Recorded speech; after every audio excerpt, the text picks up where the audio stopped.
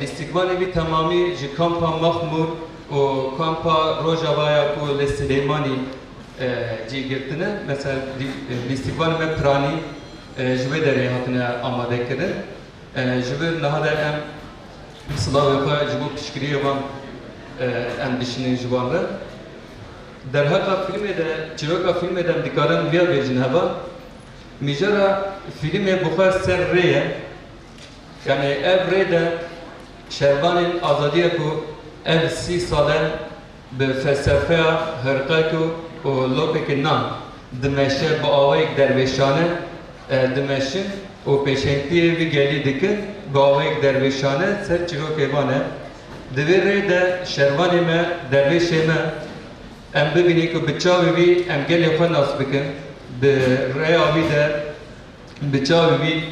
em ihanete bibinin hemen deme de em legerina havatiye bibinin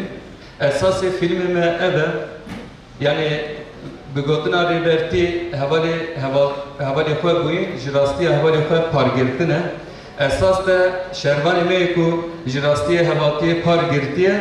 jbo legerina havatiye ketiye reyki tabi birindar eji bibi avayı dixwaze xwe begine armancê xwe û hevalê xwe servî esasî em hemû şervanê xwe jî hemû dervêşê xwe jî bi vê xebatê bi vê filmê em van silav dikin û êşeyî ketine jî bibîrtînin ji bo tevayê hevalê temaşevanê ku hatine vê filmê em silav dikin em bi kêfxweşin bi hatina ve em spas dikin.